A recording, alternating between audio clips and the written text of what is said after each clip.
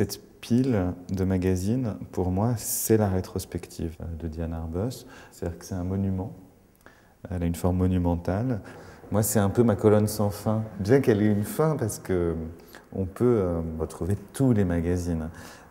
J'en ai à peu près collecté 85% de tout ce qui existe. Et il y a des choses que je mettrai sans doute beaucoup de temps encore à trouver.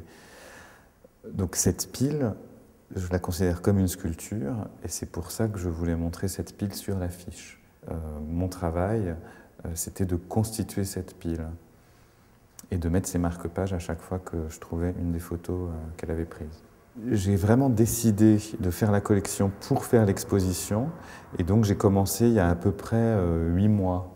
Et la plupart des magazines viennent d'Internet, parce qu'il n'y a plus de vendeurs, il y a de moins en moins de vendeurs de vieux journaux.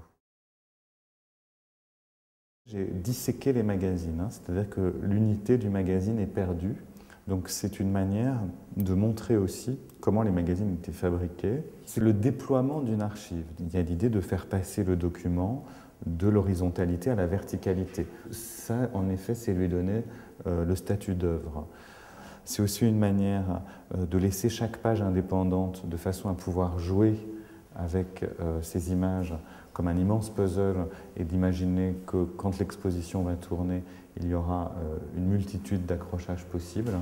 Donc je vois un peu ça comme un jeu de tangram en fait, où on déplacerait des éléments pour essayer de recomposer des relations. Et comme elle ne choisit pas les sujets non plus, que les sujets lui sont assez souvent imposés par les rédactions, du coup, il n'y a aucune raison de présenter ce travail de manière chronologique, j'ai trouvé.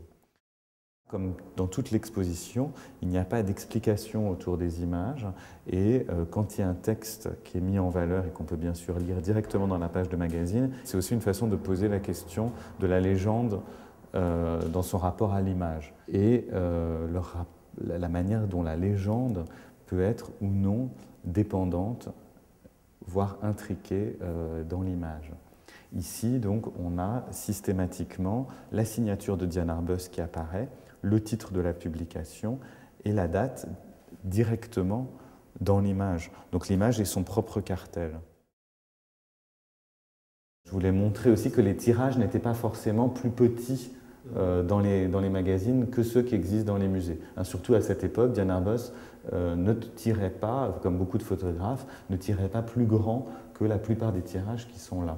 Donc pour pouvoir continuer à jouer dans le temps avec ces images et leur agencement, je pensais qu'il était important qu'il n'y ait pas de cadre, ou un minimum de cadre, donc juste une protection autour des images, une épaisseur quand même, parce que ce que j'essaie, c'est aussi de redonner une épaisseur à ces pages de magazine, et une épaisseur qui renvoie à l'objet magazine lui-même, puisque l'épaisseur des planches de bois qui sont derrière les images correspond à l'épaisseur du magazine. Ce sont des accrochages différents qui ne me semblent pas forcément contradictoires, mais disons que les rapprochements sont aussi faits à partir de documents imprimés.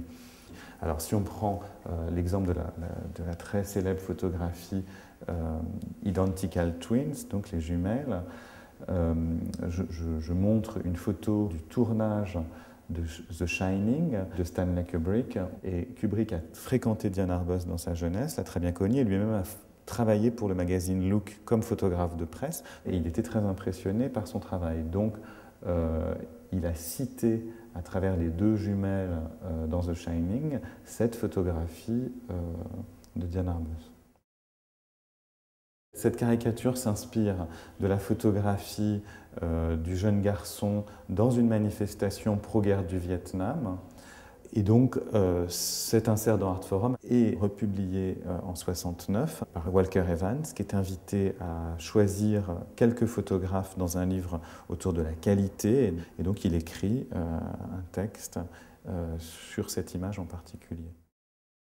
Donc cette caisse, c'est la caisse de transport qui permet de faire voyager la rétrospective imprimée, et elle permet de ne pas réinscrire le titre à chaque fois que l'exposition est présentée.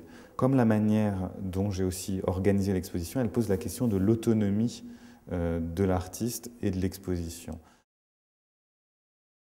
D'abord, ce n'est pas nouveau qu'on montre des magazines comme des œuvres, c'est-à-dire que le travail de Walker Evans, que Diane Arbus connaissait bien, et son travail et lui-même, c'est en grande partie construit par les inserts qu'il a fait dans les magazines. Donc, je pense que la presse, je ne suis pas non plus le premier à le dire, a été le premier lieu de diffusion de la photographie, puisqu'à l'époque, il n'y a pas vraiment de galerie qui montre de la photographie, ni un marché pour cela. Beaucoup d'artistes sont collectionneurs, et beaucoup d'artistes ont montré aussi leur point de vue sur d'autres œuvres, ou constitué des collections qui ensuite sont rentrées dans des collections de musées. Bien sûr, je m'inscris dans cette filiation. À part ça, il y a aussi la question de vouloir montrer, et d'abord, avant de les montrer, tout simplement de les voir, de voir ces photographies de Diane Arbus, parce que c'est un vrai travail d'auteur en collaboration avec les journalistes et les directeurs artistiques.